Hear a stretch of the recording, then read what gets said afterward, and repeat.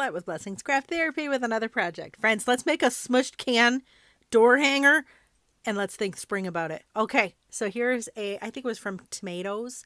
You take both ends off and then you smush one side. I used a press just to see if it would work. It did. And then I'm using my crocodile and I popped some holes on the bottom and I put two on the top for a hanger. Then I paint it with I think I only did one coat of chalk paint. No, it was two. And then I have these beautiful napkins I got from Joann Fabrics. Now, when you get them from Joann's and all that, they usually have 3 layers. So just make sure you get it down to 1 ply. And then I put some, and I cut it in half as well. And then I put some Mod Podge on my can. And I'm starting in the back. And I put a little bit of Mod Podge on. Then I smooth on the napkin. Then I put a little bit more. And I do this all the way around the can. And the reason why is because I found that I wind up going too fast and it gets all wrinkly and it sticks to itself and all the things. So if I went a little bit at a time, I feel like I had a better outcome. But if you can do the whole can and put the napkin on that way, great.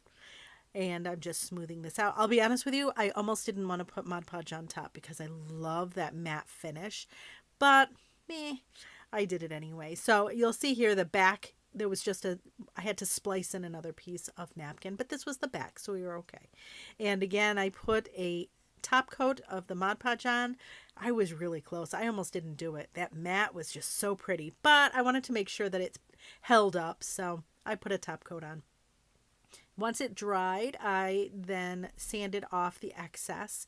And then look at this. Okay, so I found these little bunnies at Dollar Tree and I just took a bamboo skewer that I cut in half and I'm gluing this onto the bamboo skewer. And then I put it's just a little piece of canvas on the back just to make it look a little less, I don't know, little more finished. And then I took some jute and I'm just lacing it on the bottom. Now you don't have to do this part, but I really like the look of the laced jute on the bottom and that's why I popped the holes in. I did use a crocodile I got at Michael's to make the holes. Everybody always asks that. It is really the best tool on the planet. I love it. Anyways. So lace the bottom with our jute. And then after that, I just took the, words are hard. Forgive me.